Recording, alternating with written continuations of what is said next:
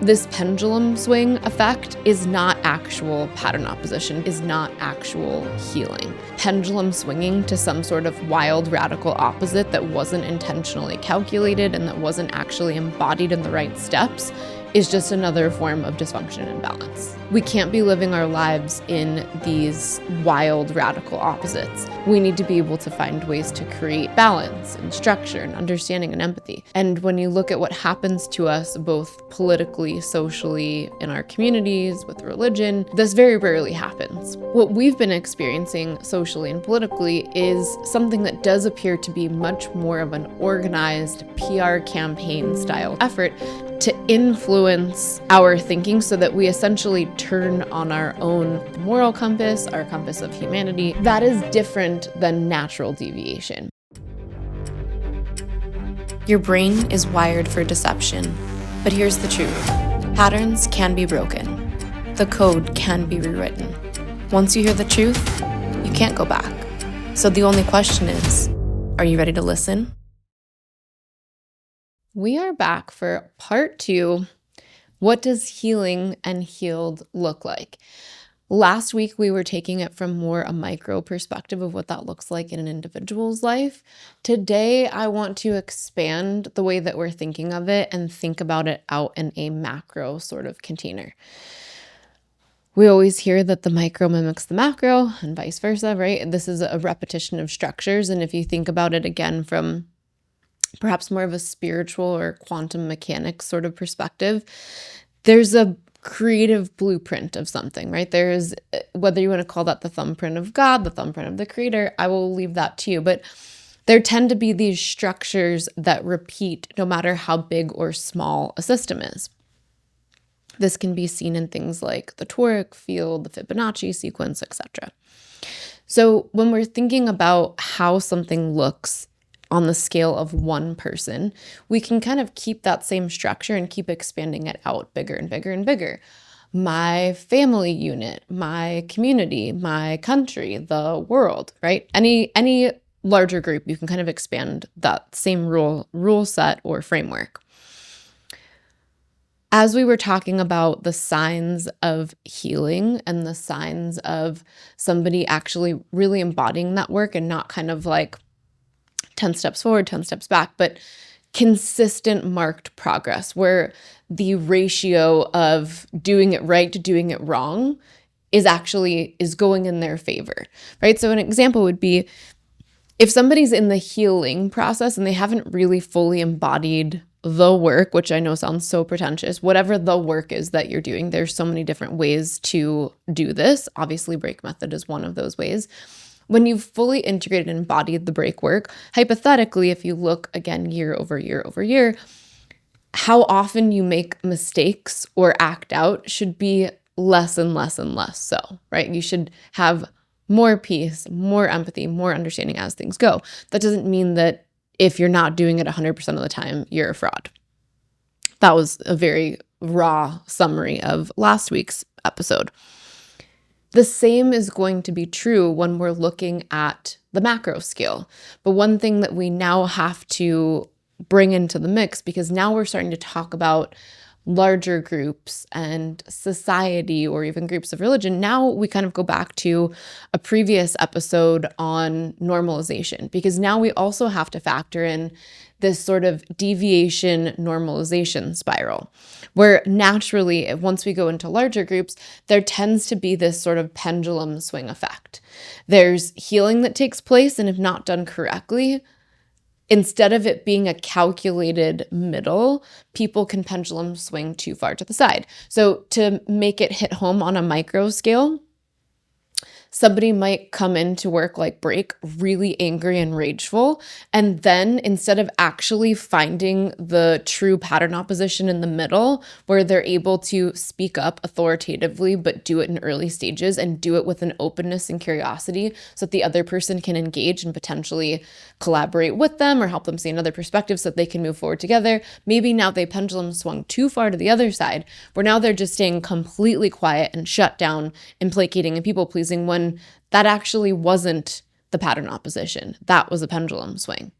So to take that sort of micro and now magnify it out to the macro scale, this can happen with swings from extreme conservatism or fundamentalism back to progressivism. And this has happened in our world since the dawn of time. We swing and a miss. We go too far. People start to little by little ask more questions, start to adopt more socially deviant behaviors. Little by little, you descend into chaos. And then once you've descended into chaos with something that has been pushed more liberal or progressive, typically then you look over time and you realize that you've pushed it so far that now people are seeing that the only way out is to pendulum swing the other way into hardcore conservatism and fundamentalism. So you can see evidence of this over the millennia. You can also, frankly, see evidence of this in the United States if you just look back at the last 50 or 60 years. In essence, this pendulum swing effect is not actual pattern opposition. Pendulum swinging is not actual healing. And pendulum swinging will just get you to another version of toxicity. In other words, pendulum swinging to some sort of wild radical opposite that wasn't intentionally calculated and that wasn't actually embodied in the right steps is just another form of dysfunction and imbalance, also not healed. We can't be living our lives in these sort of wild radical opposites. We need to be able to find ways to create balance and structure and understanding and empathy. And when you look at what happens to us both politically, socially, in our communities, with religion, this very rarely happens.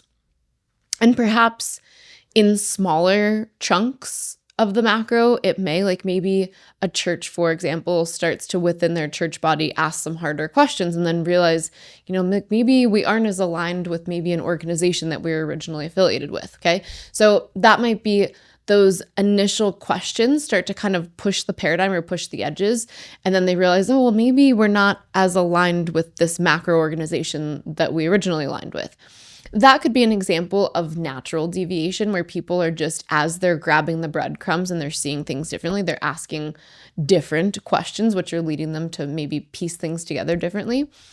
That is very different than, for example, what we've been experiencing socially, politically over the last 10 years. What we've been experiencing socially and politically is something that does appear to be much more of an organized PR campaign style sort of effort to influence our thinking so that we essentially turn on our own potentially moral compass, our compass of humanity, and so on.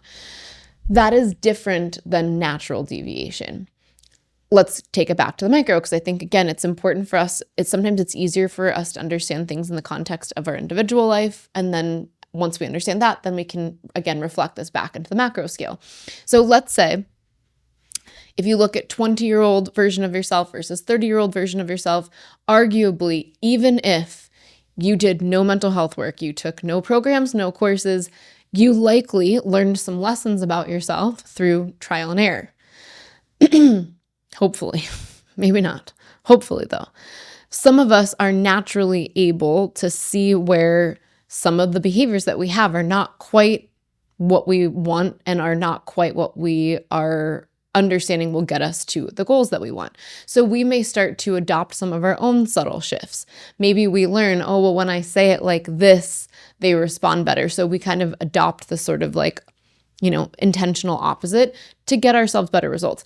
That would be an example of natural deviation where we realize this thing that my parents taught me or that I was told to put on a pedestal of always being people pleasing and always treating my elders with respect. What if that's not always true? As I'm an adult now, I'm realizing adults don't always know better than me. And I do actually need to ask some questions. So that would be on the micro level, an example of this more natural deviation, and naturally occurring through experience and questions, arriving at some bigger questions. And as we know, just like more money, more problems, more questions, and then more questions again, right? It is the paradoxical nature of self-understanding. The more we know about this ourselves, the less we realize we'll ever really know about ourselves. Because really, once you descend into that process, nothing's very concrete, which I say from the perspective of somebody who obviously maps data as it pertains to brain patterns. So the data is something that can't be mapped. The data is concrete, but how we experience in terms of emotion, feeling, sensation, somatic, how we experience that data, that gets complicated and gray. Just like memory, for example, is incredibly gray. You can be encoded with a memory of something that didn't actually happen to you in objective reality. How is that possible? It's possible because we are experiencing something through our sensory experience, and our sensory experience itself is not concrete.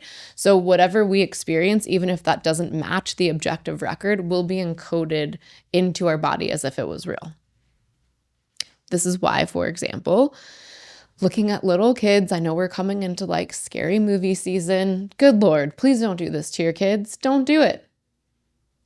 When your kids are watching a movie, it doesn't matter that it's not actually their life. When you're experiencing it from a sensory perspective, like watching the movie, hearing the sounds, people are jumping, right? Your nervous system is firing. It can't tell the difference between life and movie. So you're effectively encoding those experiences into your child. And I've had so many adult clients whose lives were virtually ruined all the way into adulthood by parents making bad choices in what movies their kids were allowed to watch. So I know I always throw my husband under the bus here. I'm pretty sure my husband like slept at the end of his parents' bed for a really long time because he watched the movie Scream. So if it can happen to my super tough masculine husband, it can happen to your kids. So be careful, because that process of memory encoding, again, is very gray, very slippery, and your body can't really discern the difference. Back to this idea of our self-understanding being paradoxical in nature, because the more information we seek, the more we realize we know nothing at all concretely. That can be a really freeing experience, and it's something that often comes as a byproduct of healing, and all the way into that space that we've been trying to define as a healed place. A healed place is a place where you're able to kind of back off on things that maybe previously you would argue with somebody about until you're blue in the face. And if somebody is saying something about you that's not true and that is based on assumption and it's not taking these other things into consideration, maybe that's a time and space where when you get to that place of being healed, you pick your battles and you're like, I can have empathy for this person who's struggling and in deception without fighting with them, right? Instead of like sitting there and angrily trying to prove my point, I can just, say my piece and then also be like, but also, like, if this feels real for them, then this feels real for them. And I understand, because I've done a lot of work, that this whole process is very gray and not concrete, and some people might not see that. That is a positive sign, where you don't feel the need to defend and fight the whole time. You can actually sit there and be like, okay, I disagree, but also I get it. You're entitled to your opinion. That is empathy and collaboration, right? Instead of hearing somebody's side and immediately just being like angry and like, how could you think that? Why would you think that? You're wrong. When you're acting that way, it's usually a strong sign that somebody is not actively engaged in that healing work. Because even if somebody is saying something that is awful and wrong, I've literally had groups of people try to convince other people that I'm a clone, which, guys, side note, I love a good conspiracy theory, I do. And if you look on the internet, it doesn't take that long to find those little clips of people being like, you know who the real clones are? You can just look at their hands.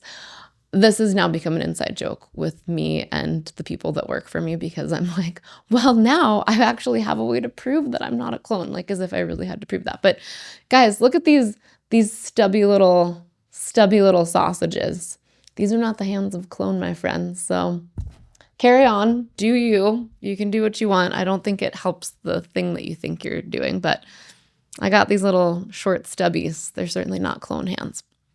But my point is, when you can watch people kind of like rise up around you and try to create these sort of false narratives and then kind of like get everyone on the bandwagon and be like, by the way, I think she's a clone.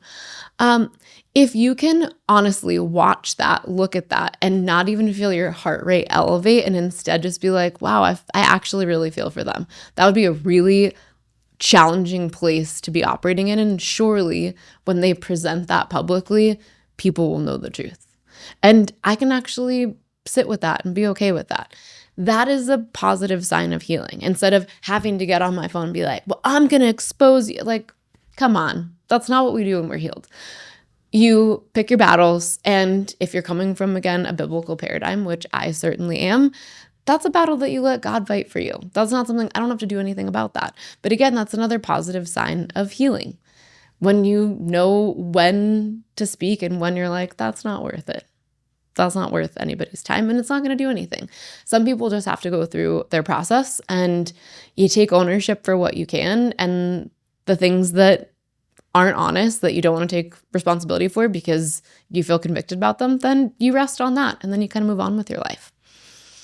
So now let's take that experience that I just shared and let's magnify it out to a macro level. Think about a group, for example, that may think that they have a lot in common with each other. A lot of times one group is pointing fingers at another group and they're kind of warring back and forth.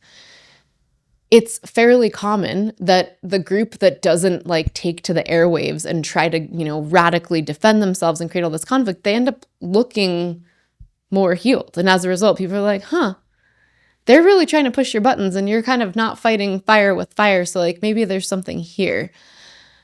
Can I tell you that one of the hallmark signs of true healing, and in fact, in my opinion, being in a healed state, is being able to show mercy? Yeah. Knowing that you have the power to say the thing or do the thing to maybe air quotes defend yourself, but choosing to pull back because it's not your battle to fight, or because you don't want to literally like destroy somebody's life or embarrass them, like actually try to protect their dignity. This is something that I have tried to lean on in my life as much as humanly possible, not like take to the airwaves and try to embarrass somebody.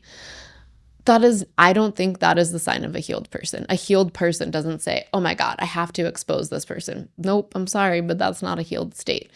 A healed state is having a conversation. A healed state is actually maybe even asking yourself questions and showing up to it with curiosity. Like, am I assuming, am I letting other people convince me that I'm seeing something that maybe like the actual factual record doesn't really check out with? Am I taking these 3 times and making them seem like something really big and like this profound pattern? Those are all the things that you really want to watch out for, because that is how the world works. That is how these groups or this sort of like macro experience can try to influence your thinking. This is bandwagon material. This is why if I even look back at something that happened to me like 7 years ago, I can't even believe it was 7 years ago, for the 1 to 2 year period following this thing, most weeks somebody would reach out to me on DMs and just say, Bizzie, I'm mortified. Will you ever forgive me?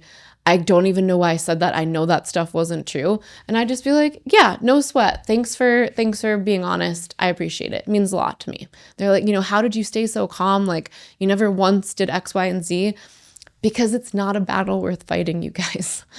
A state of healing and being healed is, again, knowing when to pick your battles. And some battles are absolutely not worth fighting.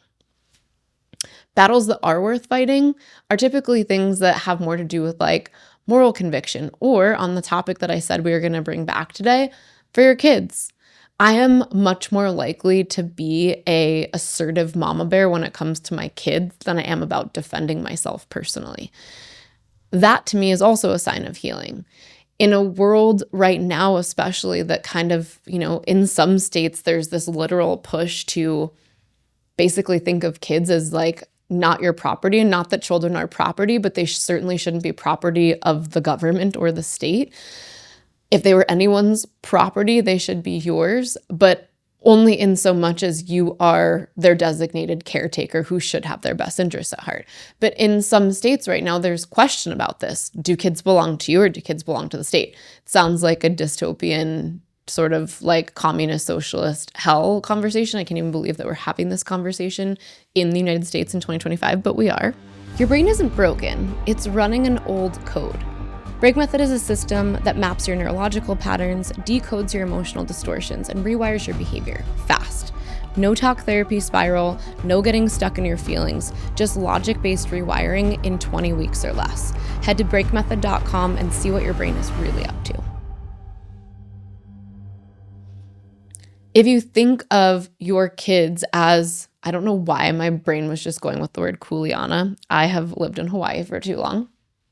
They're your duty and responsibility, right? That is something that was entrusted to you until or if somebody takes that away from you. That is your job.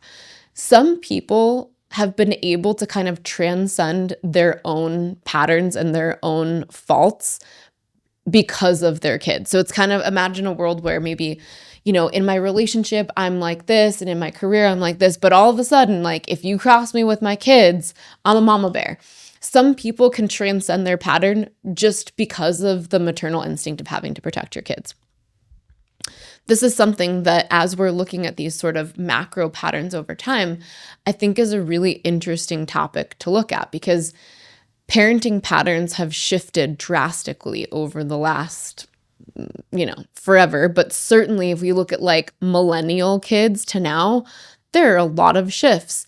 There are significant data streams supporting that kids are becoming significantly less resilient.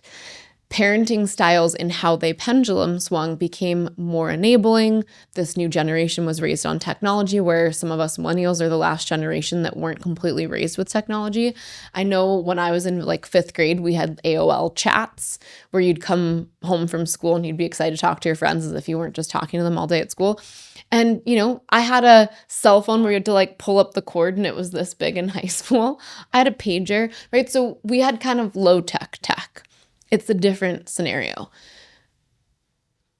And we had those phones. I just immediately caught all these visuals. Remember the phones that were see-through where you could see all the circuits? Oh, I couldn't wait to get one of those. I loved it. You had like a real phone with a real cord. You had to wait for people to call you. This idea that you have to kind of be patient and wait for communication. I mean, let's take it back long before that. Let's go 40s and 50s.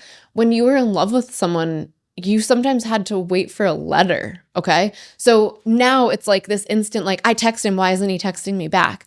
Whereas your granny's generation, it was like sending this letter, you had to wait in the mail, check the mailbox every single day.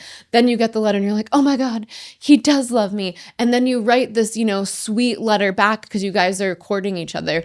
That's gone. That is completely obliterated.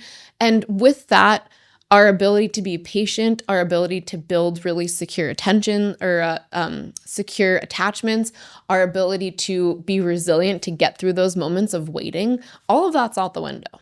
And you can see that evidenced in this pendulum swing of our parenting behaviors.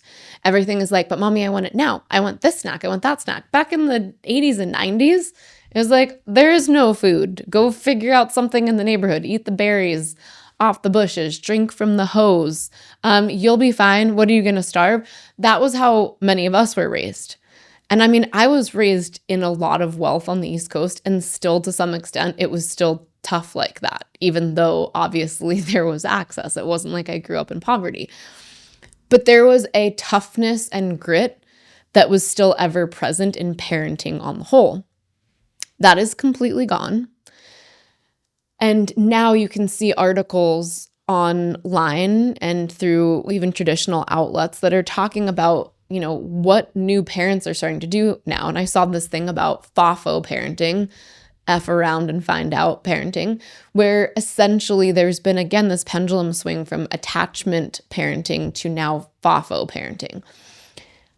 I think my point here is, again, those are pendulum swings that don't quite get this sort of thread of healing through correctly without creating another scenario where we're going to have to pendulum swing again. If we're constantly overcorrecting, then we'll just keep doing this forever. That's what makes a pendulum keep going back and forth, right? It generates its own momentum. It will never stop. True healing will make it stop, but it's very strategic. You do have to factor in data. You do have to move beyond your feelings. You do have to hold yourself accountable. You do have to give yourself some tough love, but you also need to simultaneously find empathy and understanding for people that are hurting you. You have to be able to see big picture for what you want in the world and be willing to babysit these incremental steps that might be really uncomfortable. That's that resilience piece and how it comes in. And if you're not taught to do these things as a child, it's hard when you're an adult. I see so many clients who end up on the right side of the brain pattern spectrum because of the way that they were parented, and becoming patient and resilient and knowing when to step in and when to hold back and how to choose peace. All of that stuff is incredibly challenging. The people that tend to have an easier time doing some of that work are the people that are maybe a little too tough, a little too hyper independent, a little too logical, where then both sides end up kind of being at war with each other because one side is like, but my feelings and emotions and I'm hurt. And then the other side is like, that stuff's not real. Why are you causing so many problems? This is why I'm going back to this idea that for our society, for our family, for any of our group, and for ourselves, healing is the strategic, calculated middle way. It's not on the far left. It's not on the far right. It's not in these pendulum swings that are not intentional. It's in very intentionally understanding, where do we want to go as a society? Who do we want to be? What do we believe that we're capable of fundamentally? So if I take that now to a micro scale, I could, come into work like break, let's say as a 25-year-old, and I could sit there and say, I told you guys all about my anxiety and stuff the last week's session. I want to do this and I want to do that, but I can't do this because of that, and I can't do this because of that. Then it's like I've decided on this destiny point where I'm like, I want to get there. And because I want to get there, I can now reverse engineer and see all of my thoughts and behaviors and emotional experiences that are preventing me from ever getting to that location. Now I have essentially a prescription for where I need to very strategically pattern oppose to get to that place. Let's take it back to the macro. One of the biggest issues that I think we are having today as a society is we don't agree on where we want to go. We don't agree on who we think we are. We don't even agree on what we think our history was. These are all issues that we cannot get around. So I propose, in pulling this thread of what does healing and healed look like for us as a human civilization, as a country, as a group of people, we have to be able to have some difficult conversations and unite around who we really are, right? Which I know there's a lot of distortion, there's a lot of deception, and there's not really any consensus. I mean, there are consensus around, I'm going to call them normies. But I think outside of the people that just immediately believe the mainstream media without any question, there's actually a lot of conflict and division in the group of everybody else. And I think that if we can get past that division and that conflict and actually truly ask these questions in an organized format and get really clear on who we are and who we are, not just as people, but as spiritual beings, as beings that maybe are capable of so much more than we're currently engaging in our everyday life. Examples would be, I've talked about this on previous episodes, I think we have so much spiritual technology that we've not learned how to harness, and we're certainly not prioritizing it through scientific research because that's not something that they, in air quotes, want us to know about. So we do have to know these things. Who really are we? Where did we really come from? There's so many things like evolution that you can prove somewhat up to a point, but then there's always something that I call the 3% rule. It's like, yeah, this is a reasonable hypothesis, but then we can't explain this and this and this.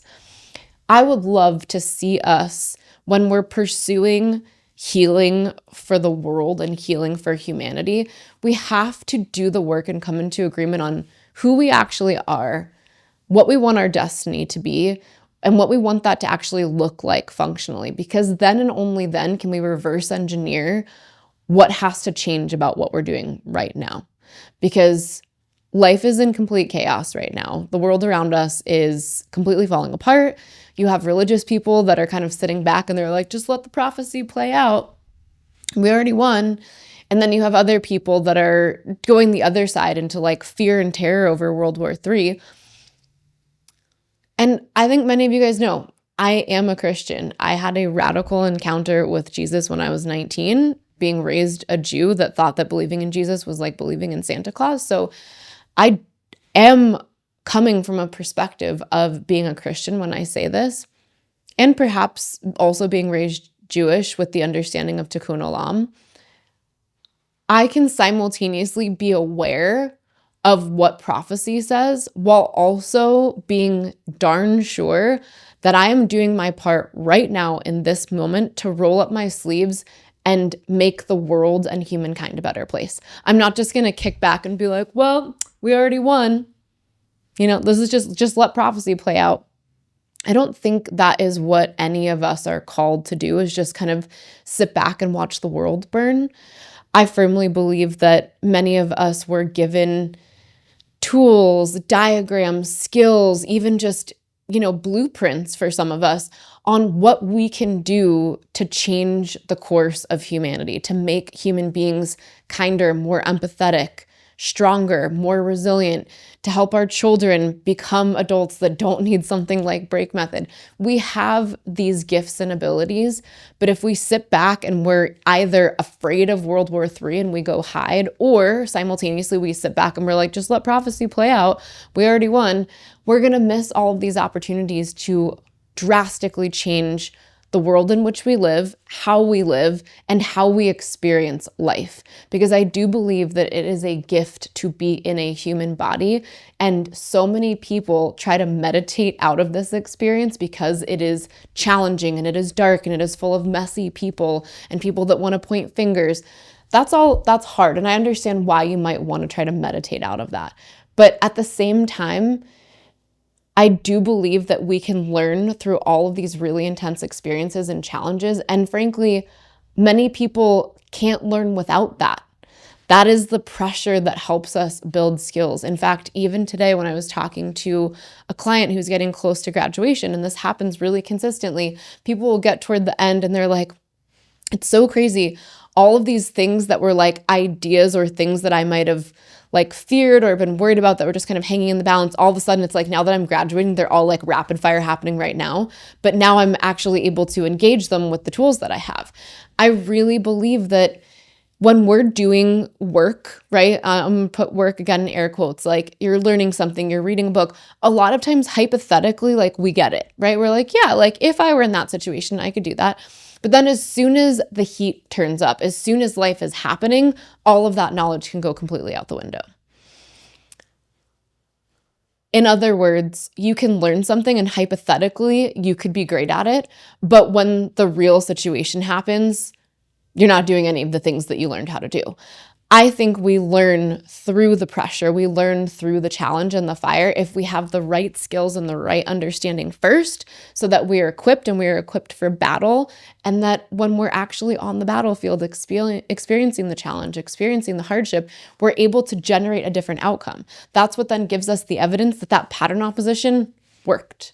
That is precisely why at the end of my book, Your Brain is a Filthy Liar, I designate all these areas called rebellion zones. There are literal places where, from a pattern perspective, you keep repeating the same things and the same assumptions, keep driving the same behaviors, and then sometimes you get a blind spot and you can just double down on that. I've seen that with people who honestly have done the work for a while and they get themselves into a rough spot in their life, and all of a sudden it's like all of that awareness and understanding and increased empathy just flies out the window because now you're in your feels again. We need to be able to step into these rebellion zones and actually generate new outcomes. But because we are not in agreement about who we really are, what we're truly capable of, and where we want to go, we can't even reverse engineer the rebellion zone. So I think I want to leave you guys with this today, and we will continue pulling this thread because I think this is a really interesting thread to keep on. Think about this. Who are we? Where do we come from? Are we, I've heard people be like, I think we're really the aliens. Where do we come from? Who are you really? What is the purpose of humanity? Were we from somewhere else? Is our history exactly what they tell us it is? What do we think we want to do with our lives? What should humanity look like in the future? These are all things that I want you to be thinking about, because only when we think about these things and organize around those things can we figure out where we really have the work to do. Otherwise, we're just kind of spinning our wheels and then everyone's in conflict with each other. I think it's this way, I think it's this way. And guess what? That is a recipe for pendulum swing, pendulum swing, pendulum swing, and it will never stop. And I want it to stop. I do feel like I have a really good understanding of who we actually are, what we are capable of and where we should be going. I'm not going to just sit here and tell you that my way is the right way, but I certainly have done this thinking and I feel like I've landed on something concrete, but I want you to do this thinking. I want you to work through this and come to your own conclusions so that we can talk about it. Because we are going to go into some conversations around what is mental illness? What is mental illness spiritually? Because we're going to take this in a few directions that maybe go outside of the scope of where we have been previously. What is something like schizophrenia? And when we're talking about schizophrenia, what does this look like in a more multidimensional string theory sort of way? I think these are questions that we have to ask ourselves, and it can be challenging for some because then we kind of dip our toe off the concrete edge and now we're kind of swimming in the intangible. But I will do my best to be a good steward and guide for these discussions so that we don't just completely descend into chaos, but we use this thinking in a way that is with intention for our best good as humanity, and that we only use it in a way that we can become more accountable, more responsible, more resilient, and more empathetic. Because if you don't grow all of those things simultaneously, you've already lost the plot and you're not healing at that point. You're somewhere in that pendulum swing. So if you are enjoying this topic and you want to participate a little bit more, we are organizing a new group. It's going to be on Telegram. Telegram just seems to be an easier way for everyone to kind of chime in. So the Telegram group should be up on the show notes this week. I hope that you will jump over there. It's obviously, of course, free, and we just want to kind of hear your opinions on what you're liking on the episodes and just engage in conversations like this. Like, who are we really? And what are we capable of? Because I want to hear your thoughts before we go into the next episode. So thank you so much, everybody. I hope you enjoyed this episode, and let's keep it going. Your brain is wired for deception, but here's the truth. Patterns can be broken. The code can be rewritten. Once you hear the truth, you can't go back. So the only question is, are you ready to listen?